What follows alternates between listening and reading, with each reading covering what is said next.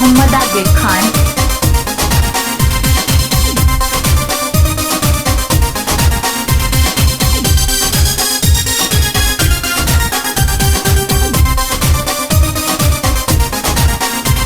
मेहमान थीजे मिठा ची जाने दे आए गोरे गोरे। मेहमान थीजे मिठा ची जाने दे आए गोरे गोरे। मेहमान थीजे मिठा ची अखिन में जायूं दे आए सजन मां सदके थी आए तुझे पूजाना थोरे थोरे। मेहमान थीजे मिठा ची जाने दे आए गोरे गोरे। मेहमान थीजे मिठा ची रबे लजे गुल जेड़ो पीरी मुखे प्यार मिलियो आ। गुलाब जे गुल जेड़ो पीरी मुखे प्यार मिलियो आ। वक्त वारो आया चई छा बुधाया भाग वारो आया चई छा बुधाया।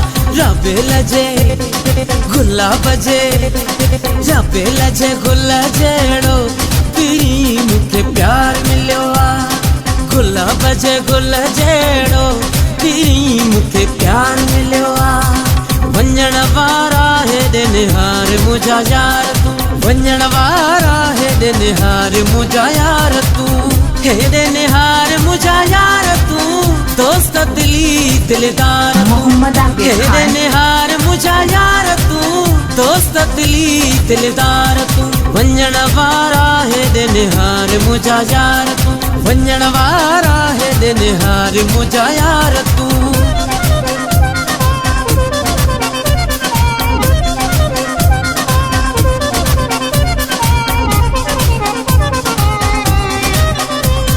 खुशन छापरी गीत गाए खुशन छापरी गीत गाए। गीदो सां जीवन साथी बनाए गीदो सां जीवन साथी बनाए। ढोल तुझे दरते बजाए गीदो सां जीवन साथी बनाए गीदो सां जीवन साथी बनाए। असी प्यार करण वारा माण्हू असी प्यार करण वारा माण्हू असी प्यार करण वारा माण्हू असी प्यार करण वारा माण्हू। दरिया हुजे या सहरा पर पार करण वारा माण्हू असी प्यार करण वारा माण्हू। लख लगा कबिलाई दुम इन सोने के मनाई दुम हो इन सोने के मनाई दुम। ओ पंहिंजी पसंद का घट न हूंदी शइ अहिड़ी कहीं वट न हूंदी। पंहिंजी पसंद का घट न हूंदी शइ अहिड़ी कहीं वट न हूंदी। भली को चाहे मूंखे भाकुर पाए मूंखे न न इनकार आ। पंहिंजो हिकिड़ो ई यारा माण्हू भले सभ यार कनि। पंहिंजो हिकिड़ो ई यारा माण्हू भले सभ यार कनि। पंहिंजो हिकिड़ो ई यारा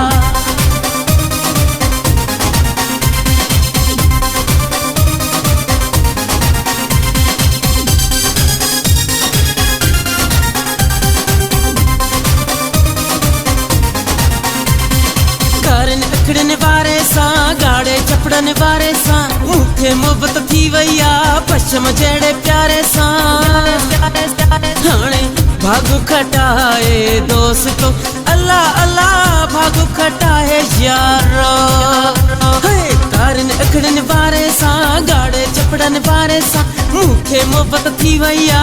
पश्चिम जहिड़े प्यारे सां हाणे भागु खटाए दोस्तो अल्लाह अल्लाह भागु खटाए यारो।